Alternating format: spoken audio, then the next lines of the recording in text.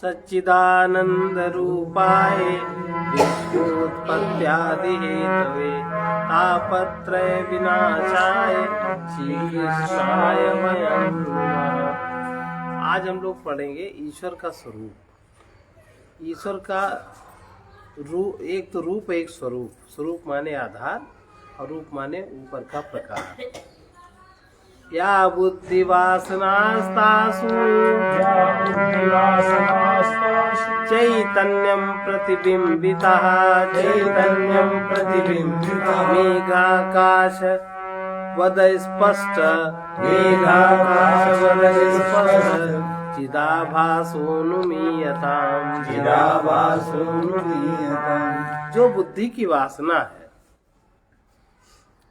उसमें चैतन्य प्रतिबिंबित होता है, वो चिदाभास मेघाकाश के समान अस्पष्ट है। यह अनुमान से जानना चाहिए। माया में जगत की वासना है, उस वासना के अनुसार ही जगत व्यक्त होता है। जैसे बीज की वासना के अनुसार वृक्ष उत्पन्न होता है। सर्वत्र व्याप्त चेतना उस वासना में प्रतिबिंबित होती है। प्रतिबिंब रूप होने के कारण वो चिदाभास है। यद्यपि सुषुप्ति में हम उसका अनुभव करते हैं, किंतु वो हमें स्पष्ट प्रतीत नहीं होता। जैसे मेघ में प्रतिबिंबित आकाश हमें स्पष्ट नहीं दिखाई देता, वैसे ही वासना में प्रतिबिंबित चिदाभास हमें स्पष्ट देखने में नहीं आता। फिर भी अनुमान से हम मेघाकाश को जान सकते हैं। जब जल कणों से निर्मित मेघ है और उसके सामने आकाश भी है, तो निश्चय ही आकाश का प्रतिबिंब उस मेघ पर पड़ना चाहिए। यह अनुमान है। इसी प्रकार हम बुद्धि में प्रतिबिंबित चिदाभास का स्पष्ट अनुभव करते हैं, किंतु बुद्धि से भी सूक्ष्म, बुद्धि की कारणभूत वासना, बुद्धि से भी सूक्ष्म बुद्धि की कारणभूत वासना चेतना को अवश्य प्रतिबिंबित होने देगी और वो भी चिदाभास होगा। ऐसा हम अनुमान से जान सकते हैं। साभासमेव तद्बीजम् धीरूपेण प्ररोहति अतो बुद्धौ चिदाभासो विस्पष्ट प्रतिभासते चिदाभास युक्त वो वासना बीज चिदाभास युक्त वासना बीज बुद्धि रूप से अंकुरित होता है। मतलब वो चिदाभास युक्त वासना उसका बीज बुद्धि रूप से अंकुरित होता है, इसलिए बुद्धि में चिदाभास अति स्पष्ट रूप से भाषित होता है। अनुमान के लिए लिंग और दृष्टांत की आवश्यकता होती है।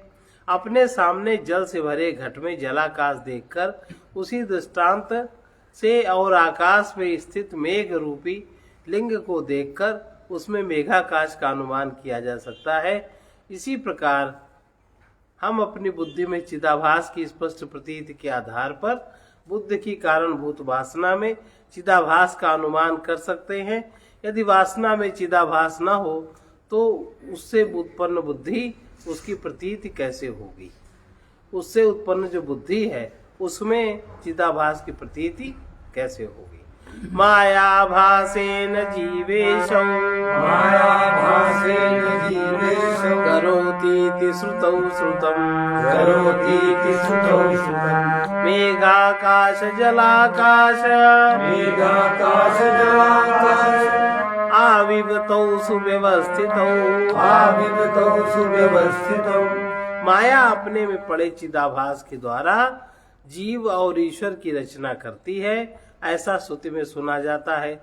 ईश्वर और जीव दोनों की व्यवस्था मेघाकाश और जलाकाश के समान भली भांति हुई है। पीछे 123 में जो मायोपाधिक चैतन्य को श्रुति प्रमाण से ईश्वर बताया गया, उसके बाद के श्लोकों में माया का स्वरूप निश्चित किया गया। अब 153 से पुनः ईश्वर के स्वरूप पर विचार प्रारंभ करते हैं। जीव और ईश्वर दोनों माइक हैं। इसका तात्पर्य यह नहीं कि माया ने इन दोनों को रचा है।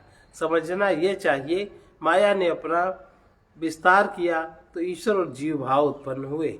इसलिए ईश्वर और जीव के स्वरूप को समझने के लिए माया का आश्रय लेना होता है। उत्तर तापनी उपनिषद के मंत्र 9 के अनुसार जीवेशाभासेन करोति माया, जीवेशाभासेन करोति माया। माया जीव और ईश्वर को आभास के द्वारा रचती है। माया में पड़ा चित्त प्रतिबिंब ईश्वर कहलाता है और बुद्धि में पड़ा चित्त प्रतिबिंब जीव कहलाता है। इन दोनों की तुलना मेघाकाश और जलाकाश से की जा सकती है। इसका वर्णन पिछले श्लोकों में आए हैं।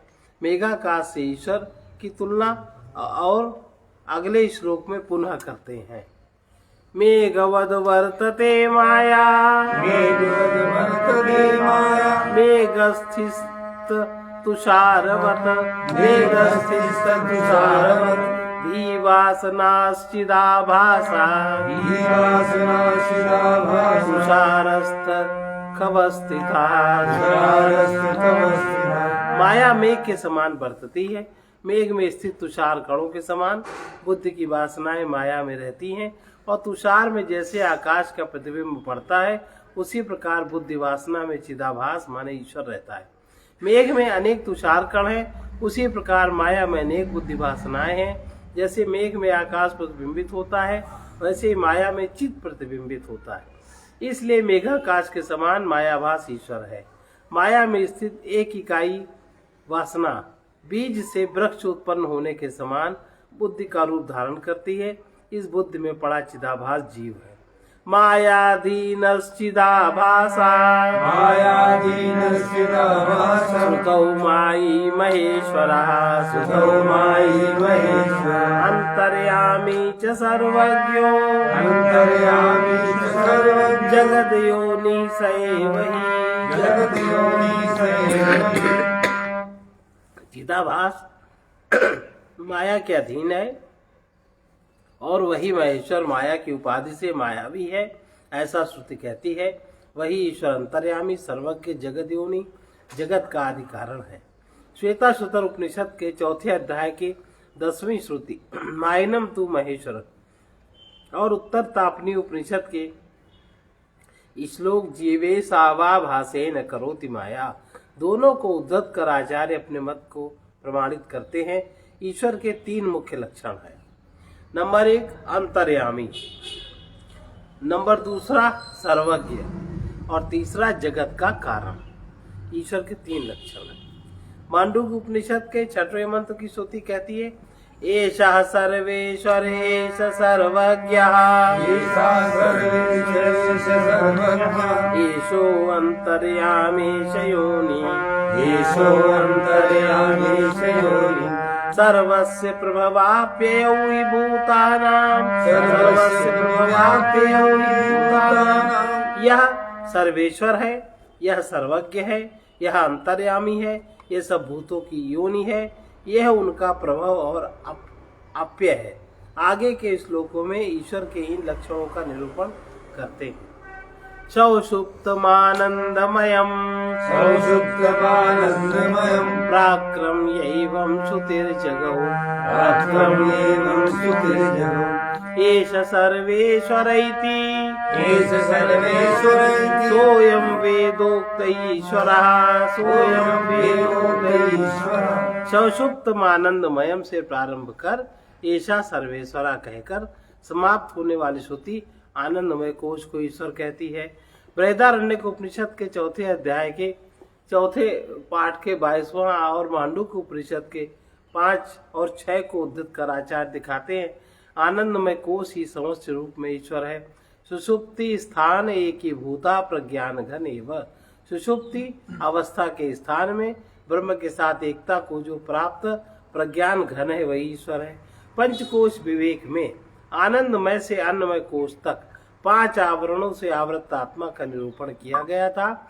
यहाँ आनंदमय कोश को ईश्वर बता रहे हैं। इसका क्या कारण है? सभी प्राणियों के आनंदमय कोश पृथक पृथक है, एक सा आनंदमय कोश किसी करे। अन्नमय, प्राणमय, विज्ञानमय, आनंदमय सारे कोश हर प्राणी के अलग अलग है।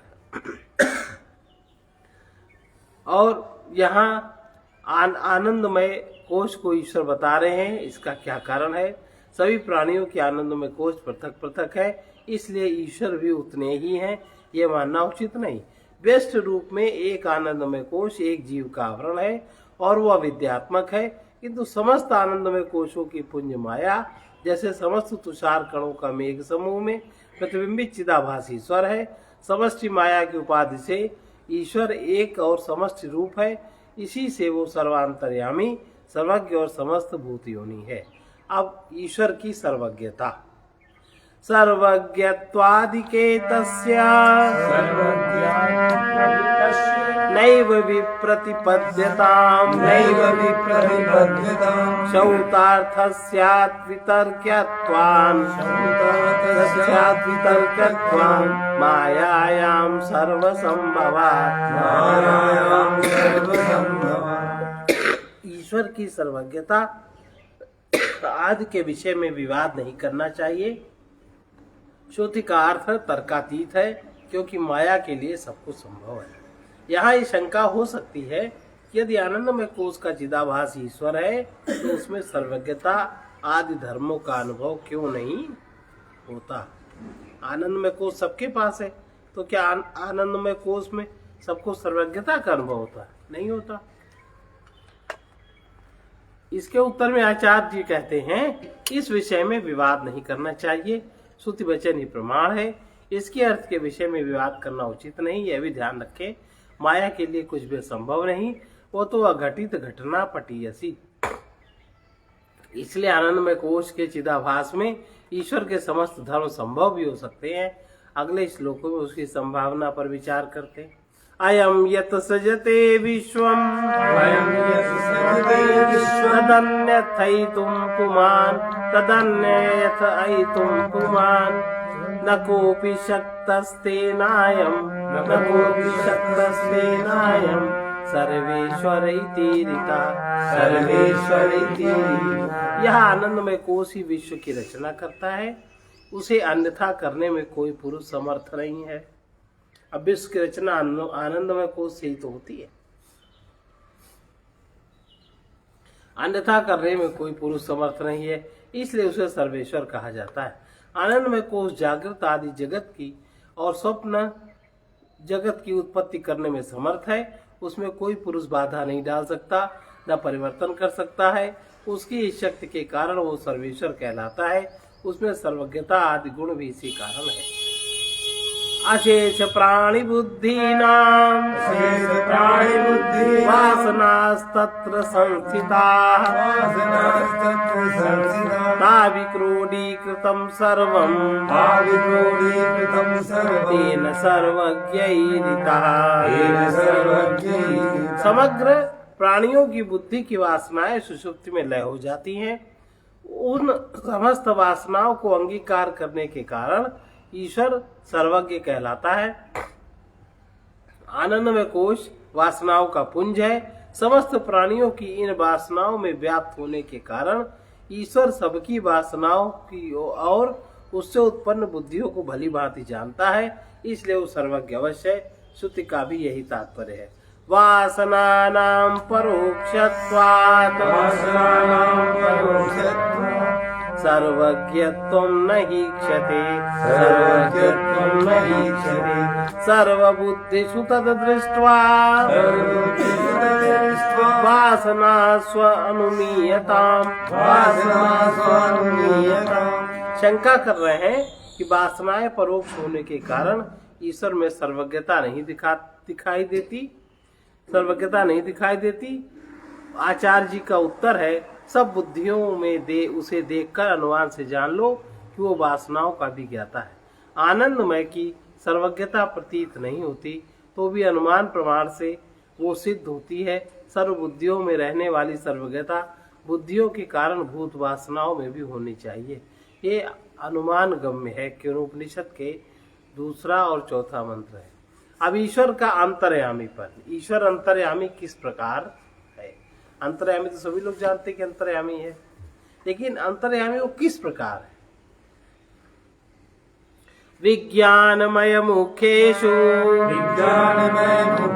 देखो, सर्वज्ञता है आनंदमय कोश के कारण और अंतर्यामीपन है विज्ञानमय कोश के कारण। ये दो चीजें ध्यान से देखिएगा।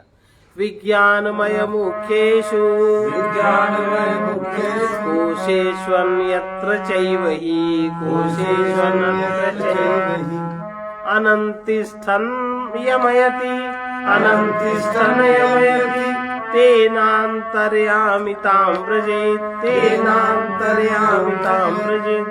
विज्ञान में आदि कोशों में मुख्य रूप से तथा अन्यत्र भी अंतः व्याप्त होकर उसका नियमन करता है, इसलिए वो अंतर्यामी भाव को प्राप्त होता है। ईश्वर अंतर्यामी भी है, अंतः स्थित होकर नियमन करने के कारण वो अंतर्यामी कहलाता है। आनंदमय कोश विज्ञानमय आदि कोशों के कारण कार्य भाव से व्याप्त है, इसलिए ईश्वर भी इन सब कोशों में अंतः व्याप्त है और उसका नियमन करता है। ईशो अंतर्यामी, यह ईश्वर अंतर्यामी है, ऐसा मांडूक्य उपनिषद की श्रुति 6 में भी कहा गया है। बृहदारण्यक उपनिषद की श्रुति कहती है कि या सर्वेषु भूतेषु तिष्ठन् सर्वेभ्यो भूतेभ्यो अंतरो यम सर्वाणि भूतानि न विदुर्यस्य सर्वाणि भूतानि शरीरम यह सर्वाणि भूतानि अंतरो यमयतेष त आत्मांतर्यामी। जो समस्त भूतों में स्थित रहने वाला समस्त भूतों के भीतर है, जिसे समस्त भूत नहीं जानते, समस्त भूत जिसके शरीर हैं और जो भीतर रहकर समस्त भूतों का नियमन करता है, वो तुम्हारा आत्मा अंतर्यामी है। उत्तर तापनी उपनिषद का पहला। बुद्धौ तिष्ठन्नान्तरो स्यात् बुद्धौ तिष्ठन्नान्तरो स्यात् ध्यानीक्षस्य दीवपु ध्यानीक्षस्य दीवपु धियमन्तर्यमतीत्येवं धियमन्तर्यमतीत्येवं वेदेन घोषितं वेदेन घोषितम्। यह ईश्वर बुद्धि में रहता है, बुद्धि के अंदर स्थित है और बुद्धि से देखा नहीं जा सकता। बुद्धि उसका शरीर है और वो बुद्धि के अंदर रहकर बुद्धि का नियमन करता है। यह वेद की घोषणाएं हैं। इस श्लोक में बृहदारण्यक उपनिषद के अंतर्यामी ब्राह्मण के 3, 7, 15, 22 से उद्धरण दिया गया है। इससे सिद्ध होता है ईश्वर बुद्धि में रहकर बुद्धि का नियमन करता है, इसलिए वो अंतर्यामी है। श्रुति इस प्रकार है। यो विज्ञाने तिष्ठन् विज्ञानादन्तरोऽयम् यो विज्ञाने तिष्ठन् विज्ञानादन्तरोऽयम् विज्ञानं न वेदयस विज्ञानं न वेदयस्य विज्ञानं शरीरं यो विज्ञानमन्तरो विज्ञानं शरीरं यो विज्ञानमन्तरो यमयत्ते शत आत्मान्तर्यामृतः यमयत्ते शत आत्मान्तर्यामृतः। जो बुद्धि में स्थित है, बुद्धि के अंदर है, जिसे बुद्धि नहीं जानती, बुद्धि जिसका शरीर है, जो बुद्धि के अंदर से नियमन करता है, यह आत्मा अंतर्यामी और अमृत है। तंतु पटे स्थितो यदवद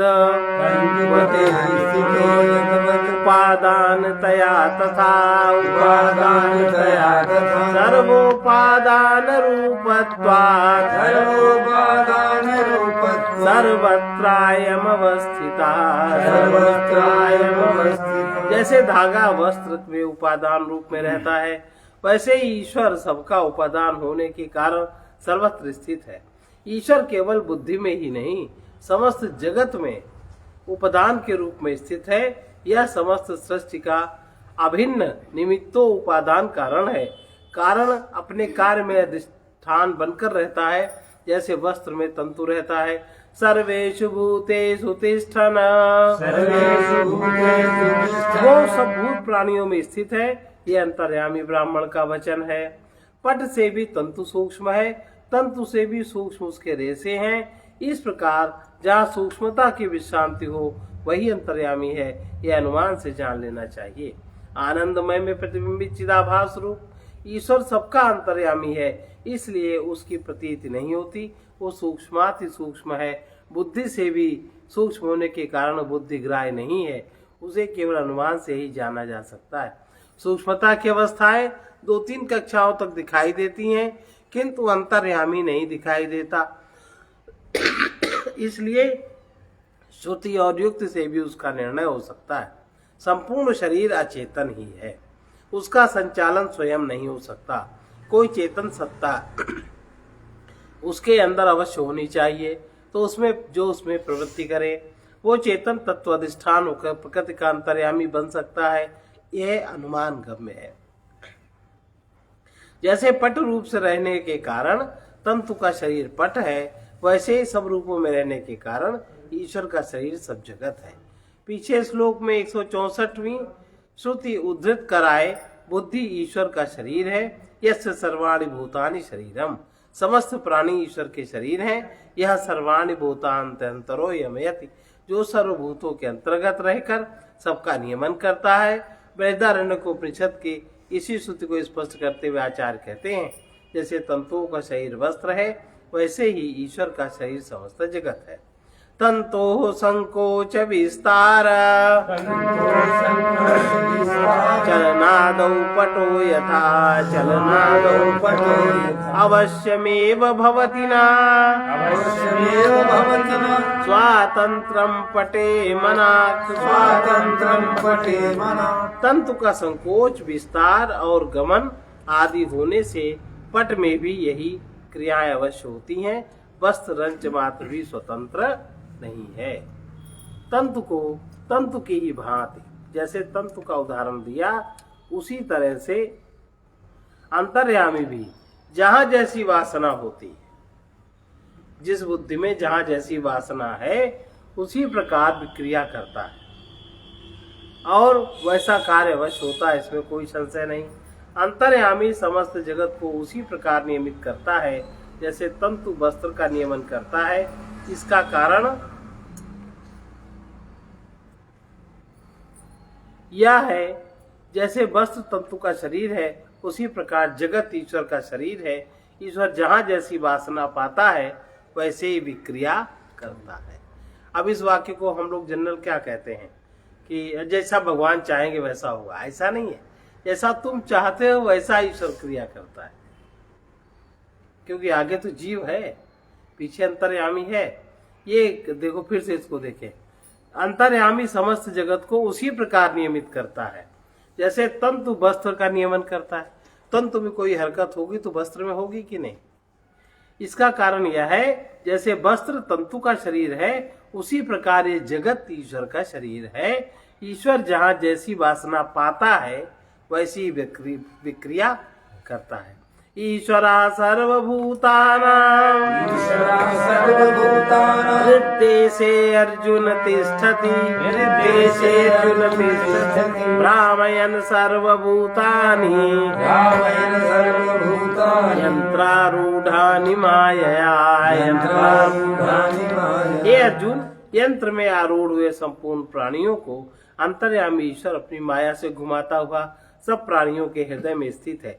श्रीमद् भगवद गीता का यह श्लोक 18वें अध्याय का 61वां श्लोक अंतर्यामी ईश्वर का रूप, वासस्थान, उनके कार्य का वर्णन बहुत कुछ स्पष्ट कर देता है। आचार्य अगले श्लोक में इसका अर्थ तो स्वयं बता रहे हैं। सर्वभूतानि विज्ञानमयास्ते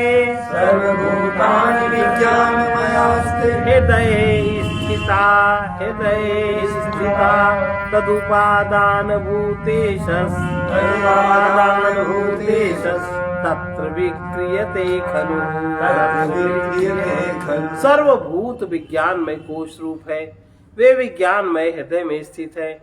उसका उपादान कारण रूप अंतर्यामी ईश्वर है, वो हृदय में परिणमित होता है। गीता के उद्धृत श्लोक में सर्वभूता नाम शब्द आया, इसका अर्थ है विज्ञानमय कोश, अर्थात बुद्धि और उसमें प्रतिबिंबित चिदाभास, यही जीव है। वो हृदय कमल में स्थित है। हृदय का उपादान कारण अंतर्यामी ईश्वर है। ईश्वर ही एक चेतन सत्ता है जिससे हृदय और विज्ञान में कोश प्रेरणा पाकर सक्रिय हो जाते। देहादि पंजरम यंत्रम तदारोह विमानिता विहित प्रतिसिद्धेषु प्रवृत्तिर्भ्रमणं भवेत्। देहादि पंजर ही यंत्र है। इस यंत्र का आरोहण अभिमान के कारण होता है। इस देहादि पंजर में जीव अपने अभिमान के कारण इसमें रहता है। फिर विधि निषेध कर्मों में प्रवृत्त होना यंत्र पर बैठे जीव का भ्रमण करना है। गीता के श्लोक में यंत्रारूढ़ का अर्थ है देहादि पंजर पर सवार होना। विज्ञान में कोश का अभिमानी जीव मन, इंद्रिय, प्राण और स्थूल शरीर से तादाद में रखता है, वही यंत्र पर आरूढ़ होना है। शरीर आदि से निर्मित यंत्र में शुभाशुभ कर्मों का होना ही यंत्र का भ्रमण है। इसमें माया का कार्य क्या है इसको बताते हैं। विज्ञानमय रूपेण तत्प्रवृत्ति स्वरूपतः स्वशक्येषु विक्रियते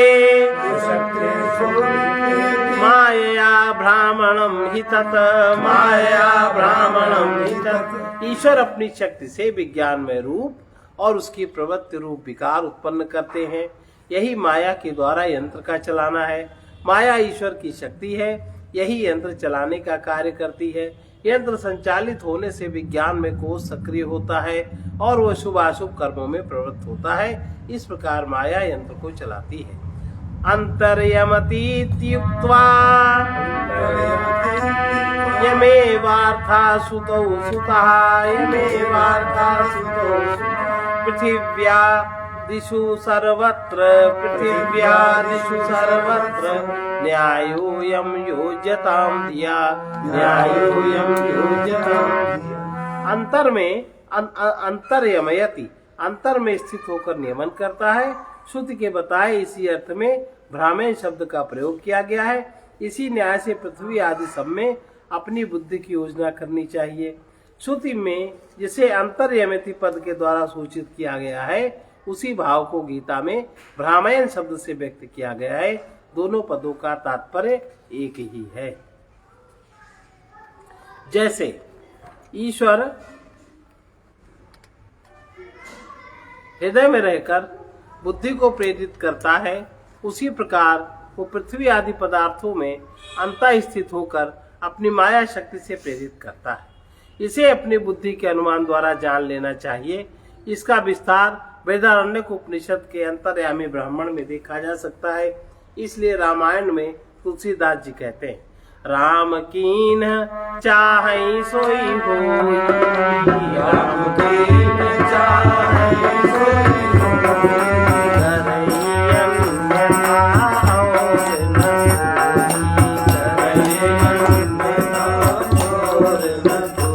और आचार्य दुर्योधन का उदाहरण प्रस्तुत करते हैं। जानामि धर्मं न च मे प्रवृत्ति, जानामि धर्मं न च मे, जानाम्यधर्मं न च मे निवृत्ति, जानामि धर्मं न च मे, केनापि देवेन हृदि स्थितेन, केनापि देवेन हृदि स्थितेन, यथा नियुक्तोऽस्मि तथा करोमि, मैं धर्म को जानता हूँ किंतु उसमें मेरी प्रवृत्ति नहीं होती। मैं अधर्म को भी जानता हूँ किंतु उसमें मेरी निवृत्ति नहीं होती। हृदय में स्थित कोई देवता जैसा मुझे प्रेरित करता है मैं वैसा ही कर्म करता हूँ। यह श्लोक महाभारत के पांडव गीता से उद्धृत है। दुर्योधन अपनी स्थिति का वर्णन करते हुए कहता है कि मैं धर्म जानते हुए भी उसमें प्रवृत्त नहीं हो पाता हूँ, अधर्म भी जानता हूँ पर उसमें निवृत्त नहीं हो पाता हूँ। हृदय में बैठा कोई देवता मुझसे जैसा कराता है वैसा ही मैं करता हूँ। इन उदाहरणों से सिद्ध होता है मनुष्य कर्म करने में स्वतंत्र नहीं है, शुभ अशुभ सभी कर्म ईश्वर ही कराता है। इस शंका का समाधान कर रहे हैं। नार्थ पुरुष कारेणे त्वं मां शंकयतां यतः मां शंकयतां यतः ईशा पुरुषकारस्य रूपेणापि विवर्तते। यह शंका नहीं करनी चाहिए कि पुरुषार्थ का कोई प्रयोजन नहीं। ईश्वर कराता, आपकी बुद्धि में जैसी वासना होती है वैसा ही ईश्वर, शक्ति ईश्वर की है वैसा ही हो जाता है। बुद्धि में अगर अच्छी वासना है तो अच्छा हो जाएगा, बुरी वासना है तो ईश्वर की अपनी वासना नहीं होती, वासना होती है प्रकृति की। क्योंकि ये शंका नहीं करनी चाहिए कि पुरुषार्थ का कोई प्रयोजन नहीं है, क्योंकि अंतर्यामी ईश्वर ही पुरुष प्रयत्न रूप में बरतता है। गीता के उद्धृत श्लोक की व्याख्या देखने से ऐसा प्रतीत होता है कि सब कुछ ईश्वर ही करता है, मनुष्य को पुरुषार्थ करने के लिए अवसर ही नहीं है। ऐसी स्थिति में यह शंका उठेगी कि यदि मनुष्य पुरुषार्थ करने में स्वतंत्र नहीं है तो उसे कर्मों का फल क्यों भोगना पड़ता है। इस समस्या से बचने के लिए यह मानना आवश्यक है कि मनुष्य कर्म करने में स्वतंत्र है। सिद्धांत पक्ष को स्पष्ट करते हुए आचार्य कहते हैं, मनुष्य पुरुषार्थ करने को स्वतंत्र है, किंतु वो चलता ईश्वर की शक्ति से है।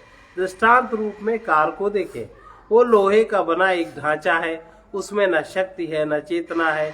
उसके चलाने के लिए पेट्रोल की शक्ति और एक चेतन ड्राइवर की आवश्यकता होती है। पेट्रोल और ड्राइवर में एक विशेष प्रकार का संबंध है। यद्यपि कार का चलाने वाला ड्राइवर ही है, परंतु वो पेट्रोल की शक्ति से ही उसे चलाता है। ड्राइवर गाड़ी को किधर ले जाता है, इसका उत्तरदायित्व पेट्रोल पर नहीं है। बहुत कुछ इसी प्रकार शरीर रूपी कार को चलाने वाला जीव है, किंतु वो ईश्वर की शक्ति से ही शरीर को चलाता है। यहाँ पूर्व वासना का भी एक फैक्टर है। ईश्वर वासना के अनुसार ही शरीर को चलाता है। जिस जीव की जैसी वासना होती है वैसा ईश्वर उसके लिए वही चीज उपस्थित कर देता है। जीव अपने कर्ता भाव के कारण उसे अपना पुरुषार्थ समझता है। ईदृग्बोधेनेश्वरस्य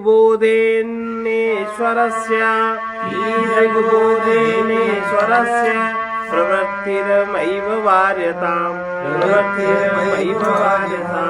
तथापि सस्य बोधेन स्वात्मा संगत्वधीजनिः। अब ये प्रश्न पूछ रहे हैं पूर्व पक्षी, इस प्रकार के ज्ञान से अंतर्यामी ईश्वर की प्रवृत्ति का निवारण नहीं करना चाहिए।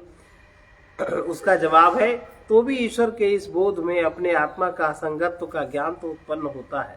श्रुति ने ईश्वर के लिए यमयति शब्द का प्रयोग किया। इसका तात्पर्य है जीव अपने पुरुषार्थ से शुभाशुभ कर्म करता है और ईश्वर उसका फल सुख दुख के रूप में देता है। गीता में ईश्वर के लिए भ्रामयति शब्द का प्रयोग किया गया है। इसका तात्पर्य यह होता है कि ईश्वर जीव को शुभाशुभ कर्मों में स्वयं लगाता है। इस प्रकार श्रुति और स्मृति में विरोध आ जाएगा। इसका समाधान यह है कि यमयति शब्द का अर्थ केवल शुभाशुभ कर्मों का फल देना ही नहीं है, वरन जीव को कर्म में प्रेरित करना भी है। गीता का भ्रामयति शब्द इसी बात को संकेत करता है। ईश्वर समस्त जड़ चेतन सृष्टि का समष्टि रूप से संचालक है और जीव उसी का एक अंश होकर व्यष्ट रूप में अपना पुरुषार्थ समझता है। उसके फलस्वरूप सुखी दुखी होता है। यह जीव का ज्ञान है। इस विवेचन से श्रुति और स्मृति आत्मा की असंगता का बोध कराना चाहती है। वस्तुतः जीव भाव मिथ्या है। वो कर्ता भोक्ता भाव से ग्रसित जन्म मृत्यु के बंधन में पड़ा है। आत्मा की असंगता के ज्ञान से ही उसकी मुक्ति संभव हो सकती है। तावता मुक्तिरित्याहु श्रुतया स्मृतयास्तथा श्रुति स्मृति ममैवाज्ञे इत्यपीश्वर भाषितम्। उसी आत्मा की असंगता के ज्ञान से ही मुक्ति है, ऐसा श्रुति और स्मृति दोनों कहती है। श्रुति और स्मृति मेरी ही आज्ञा है, यह भी ईश्वर का वचन है। समस्त श्रुतियों स्मृतियों का अंतिम प्रयोजन आत्मा की असंगता का ज्ञान कराकर जीव को मुक्त कर देना है। जो व्यक्ति अपने आत्म स्वरूप को पहचान लेता है उसी को असंगता का अनुभव होता है और वो यह भी जानता है शुभाशुभ कर्मों से उसका कोई संबंध नहीं है। वो समस्त कर्म बंधनों से मुक्त है। 12 पुराण में भगवान स्वयं कहते हैं कि श्रुति स्मृति ममैव आज्ञा, श्रुति और स्मृति के वचन मेरी ही आज्ञा है। ये समझकर उनका अनुसरण करना चाहिए। अब अगला चैप्टर है ईश्वर की सर्वशक्तिमत्ता। श्री राम जय राम जय जय राम। श्री राम जय राम जय जय राम। श्री राम जय राम जय जय राम। श्री राम जय राम जय जय राम। श्री राम जय राम जय जय राम। श्री राम जय राम जय जय राम। श्री राम जय राम जय जय राम। श्री राम जय राम जय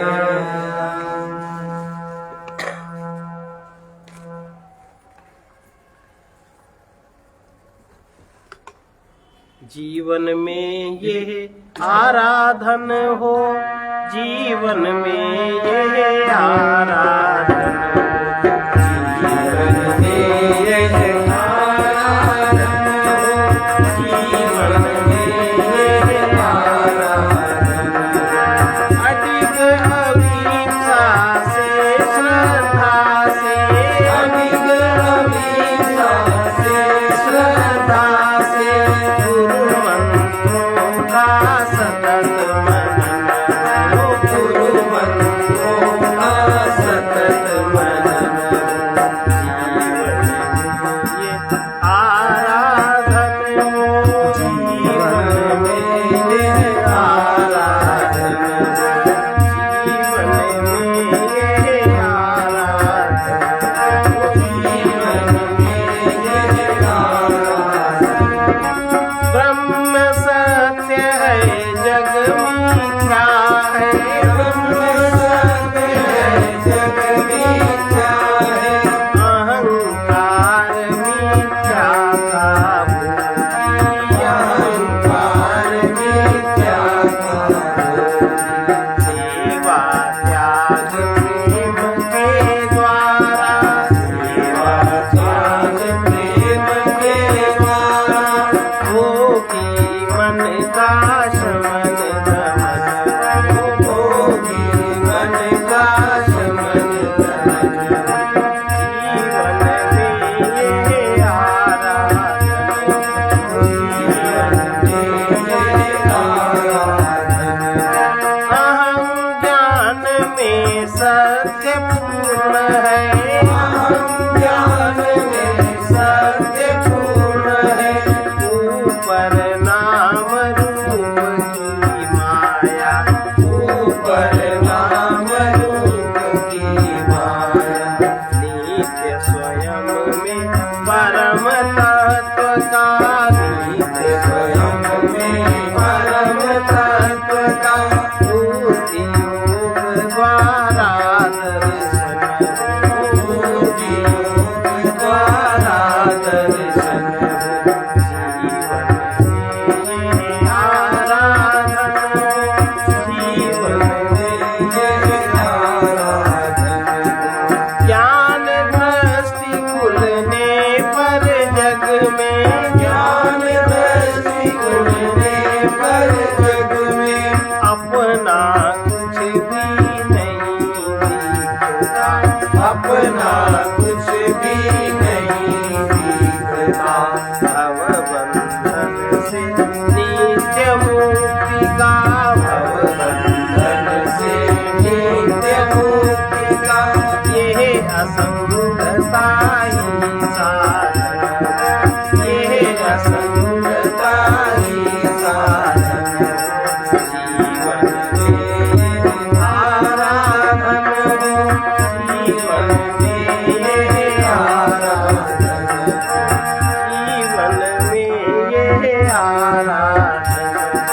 सदा विनाशी में अविनाशी, सदा विनाशी में अविनाशी विद्यमान है यह हम जाने, विद्यमान है यह हम जाने। अहंता ममता छूटे साक्षी, अहंता ममता छूटे साक्षी सहज बोधमय सदचित धन हो, सहज बोधमय सदचित धन हो। जीवन में ये आराधन हो, जीवन में ये आराधन हो। अडिग अभिप्सा से श्रद्धा से, अडिग अभिप्सा से श्रद्धा से गुरु मंत्रों का सतत मनन हो, गुरु मंत्रों का सतत मनन हो। जीवन में ये आराधन हो, जीवन में ये आराधन। सर्वे भवन्तु सुखिनः, सर्वे भवन्तु सुखिनः, सर्वे सन्तु निरामया, सर्वे सन्तु निरामया।